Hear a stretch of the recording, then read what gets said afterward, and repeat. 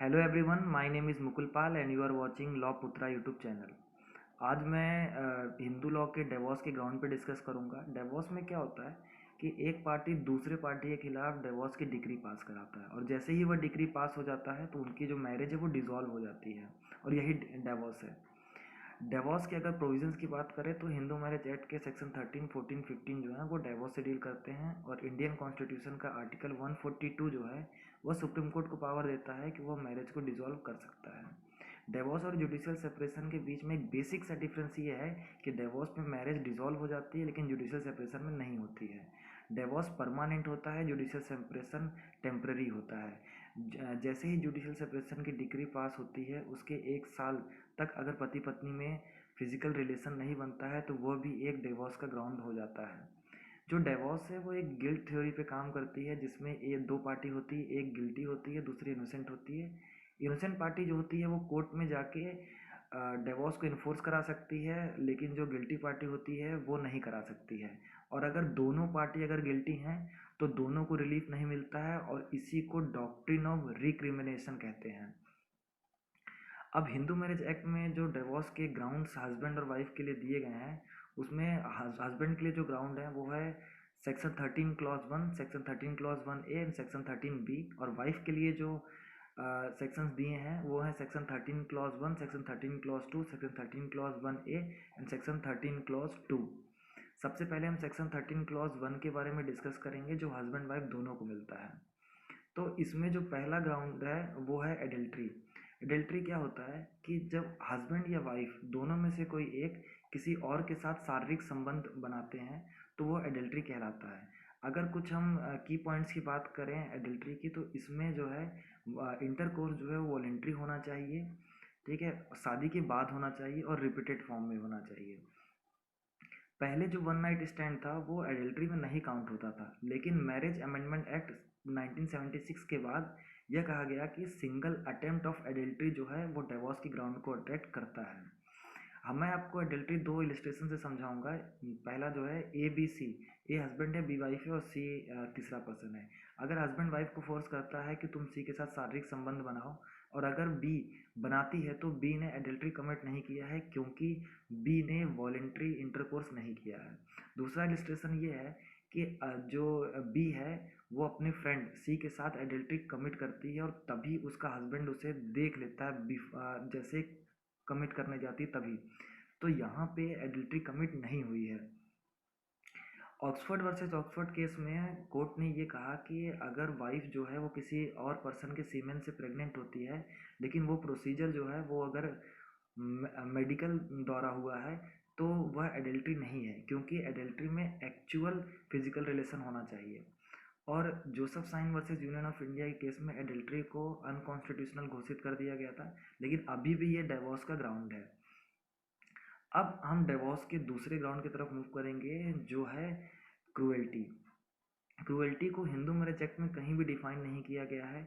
Cruelty physical भी हो सकती है, मेंटल भी हो सकती है। इसमें मेंसरिया इरेलेवेंट होता है और मोटिव और इंटेंशन जो है वो भी इरेलेवेंट होता है। क्रूएल्टी को सबसे पहले रसल वर्सेस रसल के केस में डिफाइन किया गया था। इसमें यह कहा गया था कि जो क्रूएल्टी है वह एक कंडक्ट होता है which cause reasonable apprehension that it is harmful और injurious for one spouse to live with other. और सेम वर्डिट जो है वो दास्ताने वर्सेस दास्ताने केस में कही गई थी। जो मैंने अभी आपको बताया कि क्रूएल्टी में मेंसरिया जो है वो रिलेवेंट होता है, ये सुमन कपूर वर्सेस सुधीर कपूर वाले केस में कहा गया था। और मोटिव और इंटेंशन जो है वो भी इरेलीवेंट होता है, ये विलियम वर्सेस विलियम के केस में कहा गया था। एक केस था अशोक वर्सेस संतोष। इसमें जो वाइफ थी वो अपने हस्बैंड के पेनिस को पुल करती थी। इसमें कोर्ट ने कहा कि यह एक्सट्रीम लेवल का पेन है और ग्राउंड ऑफ क्रूएल्टी है। लास्ट केस अब हम क्रूएल्टी पे डिस्कस करते हैं जो है नीतू कोहली वर्सेस नवीन कोहली।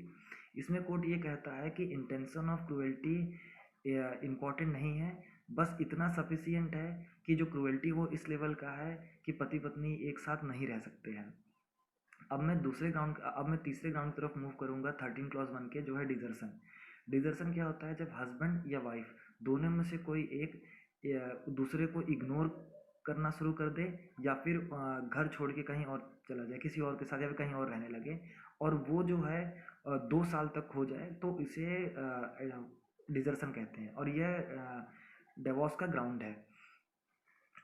अब जैसे कि डिजर्सन को प्रूफ करने के लिए या फिर ग्राउंड ऑफ डिवोर्स बनाने के लिए हमें यह साबित करना पड़ेगा कि शादी के बाद जो मैरिज थी वो कंज्यूमेट हुई है, या फिर इससे पहले 2 साल से पहले जो शादी थी वो कंज्यूमेट हुई थी, यानी फिजिकल रिलेशन बना था पति और पत्नी के बीच में। अब अगर मान लीजिए कि पत्नी जो है वो घर छोड़ के जाती है और 2 साल पूरे इंटेंशन से जाती है डिजर्सन के, लेकिन 2 साल से पहले वो वापस आना चाहती है और पति जो है उसे नहीं आने दे रहा है, तो यहाँ पे जो पत्नी है वो डिजर्सन के लिए गिल्टी नहीं है, और यहाँ पे पति जो है वो गिल्टी है।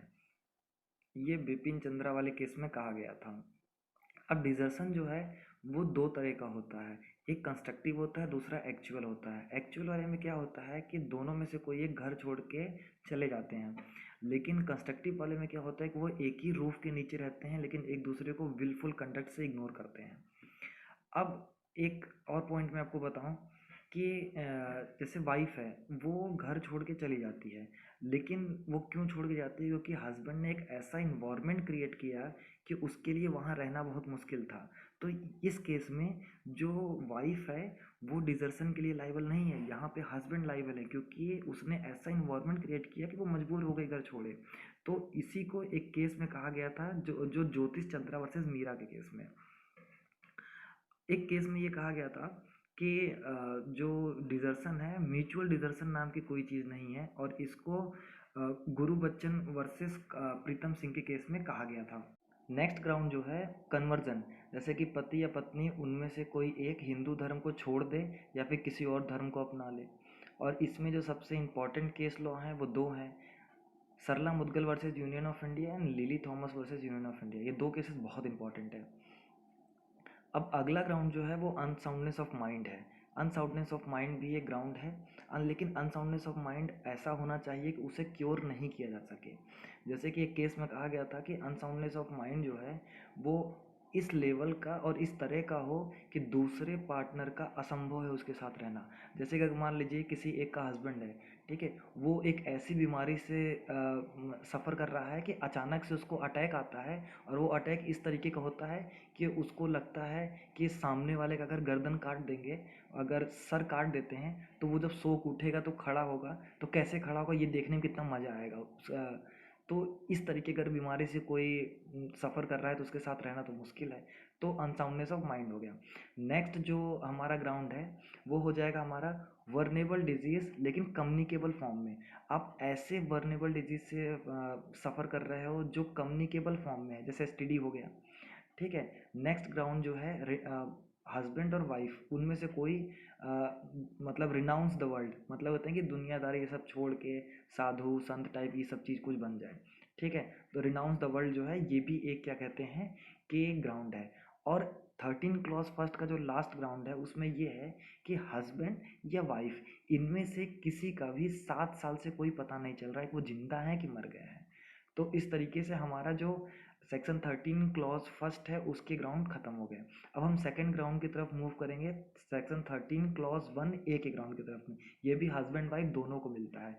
इसमें क्या है, जो फर्स्ट पॉइंट है वो ये है कि अगर जुडिशल सेपरेशन की डिग्री पास हो गई है और उसके बाद भी 1 साल तक जो है हस्बैंड वाइफ में फिजिकल रिलेशन नहीं बना है, तो वो ग्राउंड बन जाएगा डिवोर्स का। और सेम चीज़, और सेकंड पॉइंट जो है वो ये कहता है सेक्शन 13 क्लॉज 1A का कि अगर आरसीआर की डिग्री पास हुई है, degree restitution of conjugal right की, उसके बाद भी उन लोगों का 1 साल तक फिजिकल रिलेशन नहीं बना हस्बैंड वाइफ में, तो वो भी डिवोर्स का ग्राउंड हो जाएगा।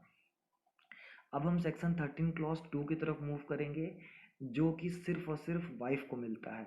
इसमें जो पहला ग्राउंड है वो है बाईगेमी, जैसे पति का हिंदू मैरिज एक्ट के इम्प्लीमेंटेशन से पहले या फिर बाद में अगर 2 वाइफ हैं तो बाईगेमी की ग्राउंड को बना के वाइफ डिवोर्स ले सकती है। सेकंड जो ग्राउंड है सेक्शन 13 क्लॉज 2 का, वो है हस्बैंड जो है वो रेप, सोडेमी, बेस्टिलिटी इनमें से किसी का भी गिल्टी है तो इस ग्राउंड पे वो डिवोर्स दे सकती है। और तीसरा ग्राउंड जो है तीसरा पॉइंट जो है 13 क्लॉज 2 का वो ये है कि अगर वाइफ ने हस्बैंड के खिलाफ section 18 of Hindu maintenance act या फिर सेक्शन 125 ऑफ सीआरपीसी में केस फाइल किया और उसके अगेंस्ट डिक्री इशू हो गई है, चाहे वाइफ अलग रह रही हो, ये उससे दूर रह रही हो, ये अलग बात है, लेकिन अगर तब भी 1 साल के अंदर उन लोग का फिजिकल रिलेशन नहीं बनता है तो ये भी ग्राउंड बन जाता है। और जो लास्ट ग्राउंड है सेक्शन 13 क्लॉज 2 का, वो ये है कि ऑप्शन ऑफ प्यूबर्टी। किसी लड़की की अगर शादी 15 साल से पहले हो जाती है तो 15 साल की एज अटेंड करने पे और 18 साल क्रॉस करने से पहले उसके पास ऑप्शन होता है 15 से 18 के बीच में कि वो अपनी शादी को डिसॉल्व कर दे, करा ले, और यही जो है ऑप्शन ऑफ प्यूबर्टी है। अब हम सेक्शन 13B की तरफ मूव करते हैं। ये जो ग्राउंड है ये हस्बैंड वाइफ दोनों को मिलता है। इसमें क्या होता है, म्यूचुअल कंसेंट से डिवोर्स होता है। इसमें एक ही पिटीशन फाइल करते हैं हस्बैंड और वाइफ 1 साल के बाद, और इसमें एग्री करते हैं कि हम एक साथ नहीं रह सकते हैं, और म्यूचुअल कंसेंट से इसमें डिवोर्स ग्रांट किया जाता है। That's it for today. I hope you will like the video.